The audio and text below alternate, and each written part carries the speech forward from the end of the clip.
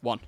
Hello everyone, happy weekend. This is your Friday night transfer show with a little bit of interactive stuff towards the end for you lot to get stuck into. We are going to discuss, as you've probably already seen from the thumbnail, that's the wrong topic. Why does that always happen? Ruins the flow. Is it this? Yeah, there we go. You can have this one. There we go. Right, Sancho tug of war between Napoli and Juventus. Very interested. We can kind of get some sort of price for Jadon Sancho. That would be incredible. So we'll talk about that. Amorim's demands for pre-seasons. A few interesting details coming out from multiple journalists. Onana to Monaco. L'Equipe reporting that they're interested in our goalkeeper, which is also good news. And also Inter Milan can fuck off. I'll speak about that towards the end, so make sure you stick around to see why we're so annoyed with them as a club. But just for now, Shreyas, Justin is from the March show. Juventus have made moves to Jadon Sancho. They've been in direct talks with Man United in the last few hours. Napoli are also interested and have made contacts with United. This can only be good news, right? This can be good news, but what we need to make sure is ensure that Sancho is ready to take a pay cut. Because single thing about this is very, very good. You're having multiple clubs come in for him. Maybe you can drive the price up by 5 or 10 mil and, get the most out of it. But if he's not ready to take a pay cut and if he expects, he moves to Napoli or he moves to a Juve and he's still getting 350 or, 300K per week, that's not going to happen. That's not how Italian clubs operate, especially, with the way the league has been going past, Cristiano Ronaldo moving from there, those sort of wages are unheard of. So if unless he's ready to take a pay cut, I don't see the move materializing. What do you reckon how he gets on in Italy, though? Do you think that is a good prospect for him? If you're looking at Jadon Sancho's career and you're looking at World Cup possibilities and things like that, does him going to Italy, does that increase the chance of him getting into those kind of squads? And do you think he would suit that league a little bit more? I think if he moves to Juve, he would not get play time. Why? Personally, because they've got a kid called Kenan Yildiz, Yildiz. and he's deemed as the next biggest thing coming out of their academy. So he's there. They've got the likes of Kolo Muani. They've also got the likes of Nico Gonzalez in there as well. So and Conceição was another player I think that they've got. So they're actually really really decent players, and dribbling wise and when it comes to the pace of the league as well, I think Sancho can do a good job in there. But what that the two teams that are in for him, they want consistency on that wings. And when you look at Juve, they are in desperate need for consistency.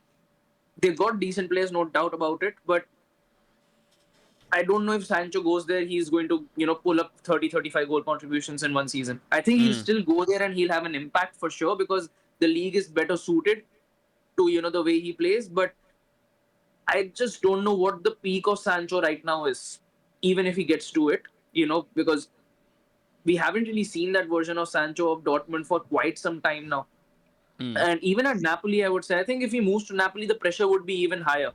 Reason being, the way McTominay just took that team to the Serie A title. Now that they're seeing another Manchester United player moving to Napoli, they would have similar sort of expectations that this player is going to come in and have that sort of an impact. And the last player that they had who played in that left wing position was has just gone on and single-handedly won them won PSG the Champions League. So the expectations would be quite high. I'm not sure if he's going to be able to deliver on those expectations, but I'm sure he'll have a better outing in comparison to what he has had at Chelsea or what he's had at United. That was going to be my next point. I think, I don't know, there's something in me. I just think if he goes to Italy, I think he will do well. And I think that's why Italian clubs are looking at it and they're going less intensity in our league, less physicality, maybe a little bit. More time on the ball. More time on the ball, less athleticism, you could argue. It's a lot more tactical and kind of disciplined in the Italian league. And obviously evidence before that we've seen players going over from United and being successful. So with all that in mind, maybe it surprised me a little bit that they're looking at Sancho more than Garnacho now. Maybe because Garnacho has aired basically that he wants to stay in England. They're like, okay, well, we can't get Garnacho, who was the initial target. Sancho's available 20-25 million. If we can sort his wage out, I actually think he'd be a good player. But the whole dynamic, which we've spoken about before as well with Conte, I don't see it working at all. He Yeah, doesn't work nowhere near hard enough, and there's no excuses for that either. By the way, because Kvaratskhelia is one of the best wingers in the world, and also one of the most hardest working wingers in the world as well. You saw that in the Champions League with PSG. Some of the defending that he did in the latter stages, the yeah. knockout stages, When they really were final. integral. Exactly. And they're the kind of players, the appetite that Conte wants. Like, you've seen when he came into Spurs, how ragged he was running those players. Like, people were throwing up fucking hell, on the pitch. Like, you literally see Son and Kane physically like, heaving because they've been worked that hard. Do you think Sancho's going to go there and do that? Fucking no chance. No chance. So, I still have this internal feeling. I don't know if you agree. I think he's still going to be here by the time the new season kicks off. I think there is a strong chance that he might be around, unless if United are completely ready to cut as much losses as they possibly can, Yeah. and give him for a cut short price. I think that is a separate conversation, of course, but maybe it does happen, because I think Amorim has come out and said that Anthony, Rashford, and Sancho, even if they do come to Carrington, they're not going to be allowed anywhere near the first team. So, and I do understand that if Sancho is sold for 20 mil or 25 mil, the loss is going to be heavy when it comes to PSR for United. But I think the loss will be even heavier if we don't get anything out of him. Yeah. So, and having that 325k being sucked off from the books every single week is more detrimental rather than giving him away for a cut short price. And right now we need to offload these guys for new faces to come in. Sancho goes out, Rashford goes out, Anthony goes out, and Mbuemo comes in, striker comes in. You need that sort of good flow of outgoings as well as incomings. And right now United are stuck when it comes to that outgoing part. Yeah, the outgoings is the biggest red flag at the moment, isn't it? When you think of Antony, Rashford, Garnacho, Sancho, you got 4 wingers there, who 3 of them are all on above 150k a week. 2 of them above 250k a week. That's a huge problem. Antony, as you touched on, I know you said in the last show, he's willing to take a wage cut. Rashford willing to take, so that's fine. That might be a little bit easier to kind of shove him on. He's sat there, and it's just like, it doesn't seem to be meeting the demands, and there are no Italian clubs who are going to be paying £200,000 a week for Jadon Sancho. It just will not fucking happen. So what you're going to see is, likely what you're going to see with Hojlund, is a season-long loan with an option to buy. I think that is the best that you're going to get out of this situation. And United are so desperate, and it seems like they're so publicly desperate in the media, which I don't really agree with. I think you should play a little bit of a better hand amongst the media and kind of politics and stuff to say, like, oh, we might be keeping him. Or do you remember... I don't know if it was Mourinho or Ole Gunnar Solskjaer when we were signing, when we wanted to sell Alexis Sanchez. It was Oli. And he was like, he'll be one of the best players. We integrate back into, and everyone was like, what the fuck's he talking about? It's just positioning yourself so you still think there's an appetite there for the player. If you're openly putting out, it's like with any deal, right? If you're putting out there, we really want this gone. Like, if you're selling a car and you go, this needs to go, we don't like it, it doesn't suit my wife or whatever, she just wants to get rid, you're going to get it for a cut price. If you go, no, I think it's not a bad car, I can use this for another season or 2, I think we can get something out of it, someone will go, oh, okay. That's just natural business, isn't it? So, I don't know. I don't think they're making the right approach with Jadon Sancho, but would that concern you going into pre-season if we still have those players with us? Because it seems like, pre-season's only around the corner, Shreyas. I'd be concerned, but I'll be more concerned only if we don't get the players we want in by that time. Like, if these guys are still sticking around, and that means that Mbuemo is not in, a striker is not in, or a wing back is not in, that's when I'll be concerned. Yeah. If we get those players sorted out, that they're sitting around, but you've still got 3 players in, I'd be a lot more relieved. Yes. Because right now, for me, the priority is that you're all set for preseason, and you're all set for the next season, because all of us have already seen our fixture calendar. Yeah. It's not going to be easy. And you genuinely cannot wait 3 to 4 games into the season, and then you get bulk of your signings done. You cannot wait for that long. So hopefully, all of this gets resolved by that time. But I think United desperately need to act quickly on at least a couple more signings. Agreed. If you are watching currently, please do let us know your thoughts on Jadon Sancho, if you think he'll go, if you think he'll still be here by pre-season, and how much we should recoup for it for him as a player. Is 25 million absolutely fine with you? Would you accept less? Get it in the comments section. We spoke about pre-season, and we had a report coming in before earlier on, actually, about Ruben Amorim saying that he wants his new signings on board for the pre-season tour. He sees the tour as the ideal environment in which new signings can fully integrate with the squad, as well as enabling them to adapt to the scene system. And this has been a problem before, hasn't it? Do you think last year, was it Mount who we signed? Or was that the year before we signed Mount? So that was the year before that. So this one, it was Euro, Xerxes. But can you remember pre-season who was on it before by the time we signed him? You got a better memory than me. My memory is absolutely awful. Yeah, because I remember Euro was in and he got injured. Xerxes was not on during preseason because I think it was international friendlies or something was going on. Because Rasmus got injured as well, didn't he? And then we didn't really have a striker properly to play there. And then when these things ended, we got Delict after it. We got Mazar. I remember Delict and Mazarao, we were dragged onto the pitch by that Liverpool game or one game before it. Yeah, you're right. Yeah. And Ugarte was done deep into the season as well. Mm-hmm. I think after 3 to 4 games, Ugarte was done as well. It was only Euro. And then because he got injured, it's like, oh, where's all the new signings? And you're like, I'm not entirely sure. So it's so important just because you've seen Amorim, after every single game, when he's asked about coaching and tactics and blah, blah, blah, he's always said, like, I need time with these players to really integrate this system and get it fluid and flowing. And if you don't have the new players, and if you're trying to bed him in by the start of the season, and you've seen our fixture list, by the way, at the start, the first 5 games, Chelsea, City, Arsenal involved in that. Like, it's not easy. You don't have time during that period to be like, oh, we can try this, we can do that. Like, you can't be doing that by the time the season kicks off. You've got to get them in before that. And you look at Liverpool. Liverpool have signed Kirkes, they've signed Frimpong, they've signed Wirtz, and they're getting Gay. This is before pre-season, and they've just won the title. We've finished 15th, and we've signed 1 player. I get there's patience being pushed and we'll get the deal done, but it needs to be quicker, doesn't it, Shreyas? Yeah, it has to be quicker. And it just shows how much of a gap there is right now between Liverpool and Manchester United because they've got a bulk of their signings in and all of those signings are quality. Like Frimpong is going to come in, I know he's going to do well. Kerkez, I think, is the best signing they probably could have made in that left-back position. Wirtz is someone I wish fails, but the odds of him failing are really, really low because of how he plays. And let's be honest, any of them signings going to fail in your mind? I don't see. No. I see all of them being really, really good fits and good profiles. Like Kirkes and Frimpong are super aggressive wing backs, and that is exactly what Liverpool need. And also, obviously, someone like Frimpong can play a little bit more advanced. Florian Wirtz is the top 10 best players in the world right now. Yeah, no doubt about it. And he's got McAllister behind him as box to box. Crazy. Gay, it was incredible for England in the Euros. Yeah. He was a standout centre back, and he's a top. And when he goes to Liverpool, you see how much of a good centre back that he is. Yeah. Because with all due respect, it's Crystal Palace. Like I get it, but when he takes that step up, he'll fit it because he is a top class centre back. So when they're doing recruitment like that, you're like, what are we even doing here?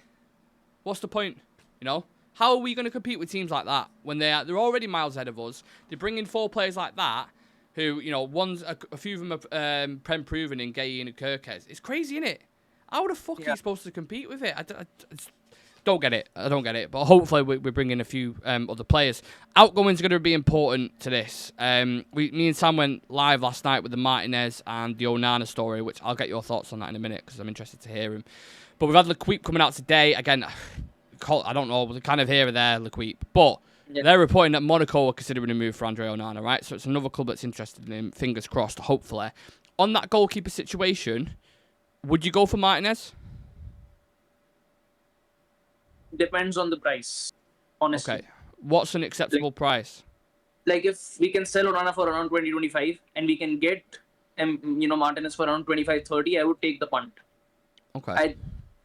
The one thing about Martinez, sure is that not quite sold on him, to be very, very honest with you, because like Onana, even he has the capability to make some absolutely. I think he had one of the best saves probably last season when he dragged the ball out. Yeah, one of the best saves that I've seen last season. But he also has those moments like Onana does. He does have those moments. He makes a lot of He made one against us when he, gave a clothesline to Rasmus. Clothesline from hell, JBL. Yeah, it honestly was. So he's got his moments. He's not, again, I think that he's someone who's much more competent when it comes to, handling himself in those big moments in comparison to Onana, because, with Argentina, he's done extremely well in the World Cup. With Villa, he's done extremely well in the past few seasons as well. So, Mm. yes, he has that competency in him, but I think if we are going to get him, it shouldn't be for around a price of 40-45 mil, because he's not that better than Onana, in my Mm. opinion. Because Onana has pulled some miraculous saves this season as well, even though he's had a very shocking season. It's why it's weird to say in it, because statistically, when you look at them both, and we did a stats comparison last night, they aren't far away from each other in terms of shot stopping and all whatever data you want to pull up, right? But it's the way Onana tries shot stopping at times is very unorthodox He doesn't style. parry it away like Mm. the way Onana does. And When you look at can you measure those kind of things through stats? Like, it's not really a thing you can. Sometimes the eye test has to be there as well, and a lot of the times his saves are awkward. It's uncomfortable. He has moments where he's rash and I'll keep hold of the ball for too long, and like them kind of things can't be measured. So I think Martinez is a better goalkeeper, but there's something in my head where I'm like, this. I feel like there's a risk you just there. don't feel. The thing is, you just don't feel that sort of confidence with Onana. No. You feel really insecure when he's at the back. So you can imagine if you feel like that, then what are the defenders going to feel like? Exactly. And as fans, we know that if he has 3 good games, that 4th game, something is going to happen. Something or the other. Maybe he falls down or he lets one in, set piece, one thing or the other. But I think it was this season itself, that we conceded like 9 or 10 games consecutively of set pieces. Every single game we used to concede of set pieces. Cunha scored one of them. And Martinez is better when it comes to defending set pieces. Martinez is more commanding. Better. Yeah, and like just the basic parry it away and let it Simple go for a corner. Yeah. Onana just keeps it down. Oh, it's and terrible. Then the number 10 or someone else comes in and just goes for the rebound. So yes, he's better in that regard, but not by a landslide. I would say it's not by a landslide that the difference is like Onana or prime Manuel Neuer. It's not that sort of a comparison. Yeah, I agree. If there's ever been a sound to represent Onana, it's this. That is how I feel every time he's on the ball. Whether it's in his hands, whether it was the Villa game as well, actually, wasn't it? Where the ball actually wasn't in it. Oh, was that Bayern Deer, wasn't it? It was Bayern Deer. Yeah, was it Rodgers who kicked it out his hand or something? Oh, it wasn't even in his hand. Yeah, I was going to say if that was Onana as well, my God. But yeah, I think if we have to go into next season with Onana as our goalkeeper, you're going in with a weakness. That is just a straight up weakness. And every club knows it in the Premier League as well. Whether it's Nottingham Forest, you remember the Gibbs White situation, which is that's one of the worst mistakes I've ever seen. Wolves scoring off a corner, Tottenham scoring off a corner. Like, every team knows it. It is a prime weakness. In the final of the Europa League. Yes. Yeah. This is what I'm saying. He's a huge weakness in the side. And then you flip that script, you go to the opposite end of the pitch. Rasmus Hojlund is the other one who we need to sort out. Now, Inter Milan. Listen to this. So, Manchester United are not listening to Inter's loan offer for Rasmus Hojlund. United want a permanent sale for €45 million with a sale guaranteed this summer, which Inter cannot afford right now. That line towards the end, they cannot afford right now. How many fucking times have we heard that with German clubs, Italian clubs? Of cash because Inzaghi just left to Al Hilal. Yeah, exactly. Like, it's bullshit. They've got enough to pay £30 to £40 million for. If you want a new striker, what is this, like a sympathy game? Do United then go back and go, have you not got enough? Listen, we'll sort a deal out. And I'm like, no. We'll keep him as a second strike. We're going to bring in a number 9 anyway, right? If we can't sell him, they're going to use him as a second striker. They didn't really offer us that sort of leverage or that sort of comfort when we bought Onana off them. Yeah. So why should we offer them the same? Yeah. Like, imagine United going to him saying, we've not got that much money, PSR regulation. They'd be like, fuck off. You're joking. Yeah. You're Manchester United, like Inter Milan. I know they didn't win the league or but you got to the Champions League final, which you would have got quite a bit of money for, and you finished second in the league, and you're back in the Champions League. Don't tell me you ain't got no revenue to spend 30 to 40 million on Rasmus Hojlund. If you really like the player that much and you're trusting him that much, pay up. Give us Marcus Thuram in return. Yeah. A little experienced striker there. I'll take that. No problem. I'm being serious. I will take an experienced striker as a secondary one right now, because we was talking about Mateta, how maybe he won't be the best prime option, but as like someone as like a secondary or someone to bring on, which sounds crazy because he's a decent player. That would be a nice option. But he's one I don't see Onana going. I hate to be the negative one in the room, but I don't see Onana going. I don't see Rasmus Hojlund going. I don't see Jadon Sancho going either. I think Anthony, you might be able to move on. I think there's something there with Batiste that we could sort out, which might financially break him. Rashford's another one. I think he's got that credit and quality about him that their team will loan him or something. Them three. The fact that these players are willing to actually take a pay cut makes them more desirable to other clubs that, they want to actually, come in and do a job for us and they're ready to actually, get rid of that wage. But with Sancho, who's just stuck on the... Imagine not moving to a club like Chelsea who offers you perhaps the best contracts right now in Europe. 7 to 8 year deals on the get-go. And after, already spending a year with them, I think it's a big disgrace that, a club has to pay a compensation amount just so that, they don't have to fulfill the obligation of buying you. And I don't think Sancho actually realizes how much it hurts his stock as well. Because he's nowhere near the English team either. Like you mentioned, the World Cup is next year. Rashford is set on it that he wants to actually, play, be a part of that World Cup. Sancho is nowhere near. I think even you don't see that same hunger. He's not even top 10. You don't see the same hunger from Sancho, do you, in regards to the World Cup? Yeah. You don't see any lines coming out saying he wants to get back in there. It just doesn't seem like he's bothered by it at all. You get more out of Dele Alli for the World Cup. Yeah. I think there's a resentment there from the Euro. When we lost in the final to Italy, when I think Rashford, Saka and Sancho missed the penalty, didn't they? Ever since that moment, it's just him and England have just been a no-go. There could be a situation here where he may not ever play for England again. And that's really a sad indictment, isn't it, really, because of what he's done to his own career. Because I think the ability that he's got, I think he is so talented, which you saw at Dortmund.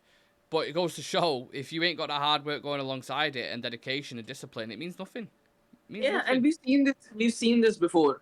Players making a bright spark for 2 to 3 seasons, and after that, just not being able to, keep their head together, keep, their feet on the ground. And by the time, that second deal or third deal goes through for them, their career is pretty much over.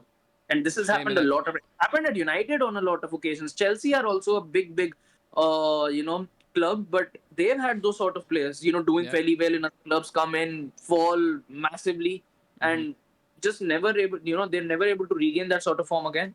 Yeah, it's a shame. But look, this is where we're at a minute. Like we always say, for any updates, bottom right-hand corner of your screen, social media, follow us on Twitter, follow us on Instagram, and you'll see on them profiles, it's minute-by-minute updates on everything across Manchester United. So if you're one of those who likes a bit of a news fix, do check us out. Just above Trey has his head on the left-hand side as well is our subscriber count. We're on 17,000, other side, 17,138. There you go.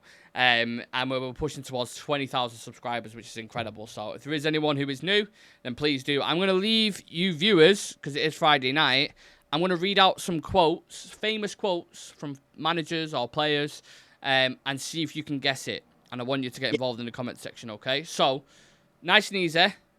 I think I'm the special one. There's one for you, yeah? Most people will know that. Yeah. We move on to beginner.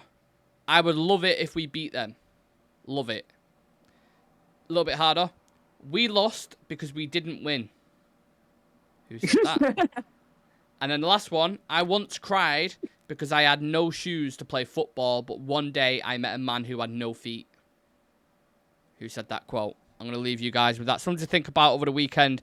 Get it involved in the comment section. Big thank you to Shreyas for joining me in this Friday night transfer show. Whatever you are getting up to, hopefully you enjoy it. It's nice weather outside in England. I'm not sure what it's like in India, but it's really, really sunny over here. It's always sunny in India, isn't it? Let's be honest. So, yeah, go and enjoy whatever it is you're doing. We'll be live over the weekend, Saturday, Sunday, with all the latest news. Hopefully some transfer stuff, because in regards to Mbuno, because we've literally heard nothing for quite a while now. So we need to get those transfers in. And, yeah, have a nice weekend yourself as well, Shreyas. Yeah. Thanks for having me. Take it easy, everyone. See you in a bit.